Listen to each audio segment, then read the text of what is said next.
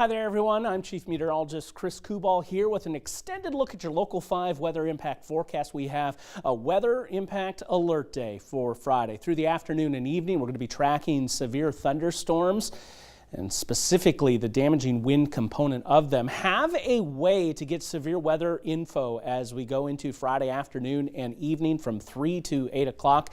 Download the We Are Iowa mobile app. Of course, we can keep you updated online as well, and also right here on Local 5. Wherever you're watching us right now, we'll keep you updated. All right, here's what we're looking at. That target zone of severe weather, level 4 down the Mississippi River through Illinois and Missouri. This is where I think tornadoes become a big time player for us, especially leaning into the damaging wind component. In this level 3 of 5 on the severe weather outlook, that timing, 3-4 o'clock towards 8. And I think as we get around 5-6 o'clock, that's really going to be the prime time as things are ripping across central Iowa. These storms form into southern central Iowa, form into a line as they rocket their way to the north and to the north and east with time.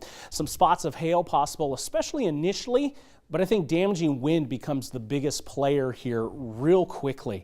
We'll have more with futurecast coming up. Look at this robust day we're having. Temperatures well into the 70s, some high thin clouds out there. All is well. Enjoyable even with the light wind we have in place too, but a lot of mid to upper 70s. Everyone reaching up in the 70s here for today. Iowa Falls and Marshalltown, some of the coolest. Not much in the way of cloud cover. We are mainly clear, but you do see a couple of high cirrus moving in. I mention this because as we go into the overnight, there's actually a total lunar eclipse that is on the way. We'll start to run into that partial eclipse by about 12:30 and hitting totality just before 1:30. And then we'll end things with the totality around 2:30, everything wrapping up completely by 5 a.m. I do think there's ample opportunity to see this one. And while the skies may not be perfect, we're going to have high, thin clouds out there. Transparency. You're going to be able to look up and see this one. And of course, it's slow in its evolution, complete opposite of a solar eclipse. So if you have a chance tonight and you're up, take a look at that moon. It will turn dark initially, like a chunk. Pac-Man is taking a chunk out of it, and then turn red as we go into totality. Again, it's going to happen over the period of about 3 hours or so, at least the best parts of it. Our focus then on Friday returns to the severe weather prospects. Looking probable here. The only thing keeping things from being highly likely is I do think some are going to miss out, particularly in western Iowa has the best chance to miss this activity. Central and eastern Iowa, especially temperatures tomorrow, robust, upper 70s to low 80s once again. We're looking at damaging wind again as our biggest problem here, especially as these storms form into a line later into the afternoon and evening. Initially, as storms are more individual, I do think there's some pockets of hail that try to get going, but that tornado threat remains low. And this system is just huge and dynamic. But the one thing it's lacking, and it's the only thing with this system, is that huge surge in moisture. So the dew points are into the upper 40s and low 50s, and with a temperature nudging close to 80 degrees, this is just a massive gap when we're talking about summertime thunderstorms. Now, it's kind of a give and take here. With that disparity, it pushes the storm cloud higher up in the sky, so it just makes it harder for a tornado to move all the way down to the ground. Never say never. I don't think it's completely zero. There are some certain thunderstorm interactions when they merge and split apart that does make it a little bit more favorable to get one through, but I don't think it happens on a widespread level. But when we have this dry air in place and we're into the peak heating of the day, the atmosphere is mixed up to a very high level. It becomes very breezy without the thunderstorms. It makes it easier for those thunderstorms to create that severe wind that comes along with that thunderstorm as it moves through. We'll have a lot of energy. This is the scene at 3 o'clock as it pertains to that, and you see especially those brighter, hotter colors over the eastern half of the state.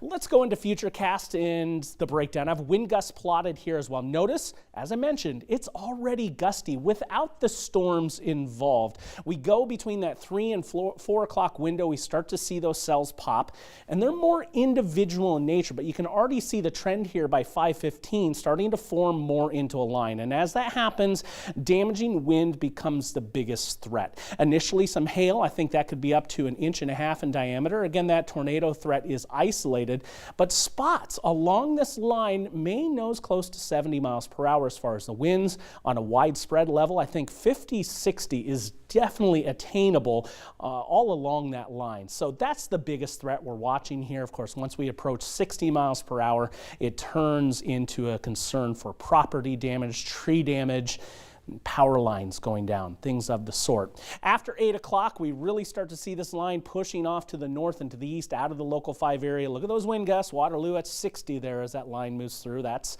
what I'm talking about here. In the wake of those thunderstorms, we'll get a lull in here. This is going to be the dry slot of air. The wind is actually going to diminish for a while, a few showers in there, but by Saturday morning, that wind is starting to ramp back up and turn directions to the north and west. You see the snowflakes out there towards Siouxland. We may even see a pop of snow in northern Iowa as we go through the day. But I think those temperatures are going to be dropping as we go through the day. And so we'll be back to our blustery ways before you know it. Amounts of rain are generally light. With how quickly storms are going to be moving, about 50 to 60 miles per hour as a bird flies across the terrain, it's just not going to have a lot of time to unload. So 1/3 of an inch or less on a widespread level is what we're talking about, clearly favoring central and eastern Iowa versus the western portion of the state. Total lunar eclipse here for tonight, reaching that totality at about 1:26, or I should say the maximum of it, 56 degrees for that overnight low, very mild. Tomorrow, 78, severe storms building in after 3, and definitely a focus right around that 5, 6 o'clock time frame in central Iowa. Temperatures falling on Saturday. It's a blustery and cool weekend, especially Saturday there. And while we may mix in a couple of snowflakes late into Saturday evening, I don't expect there to be much issue. If you have travel plans towards Siouxland and beyond into the Dakotas, heads up, there is the possible snow and blowing snow there. 70s will return early next week. St. Patrick's Day is a gem at 72. How about 76 on Tuesday? And then we're right back to it. Another huge drop. We're tracking rain potential into Wednesday, and I do believe this one will close with an opportunity for some snowflakes too. Details a bit uncertain, especially when it comes to the timing to which this wave slides through. So that will be the next big thing to track after we get through this Friday. Weather impact alert day status being given to that. Of course, we'll keep you updated right here. Thanks for watching, everyone. Stay updated on Friday as those severe storms develop.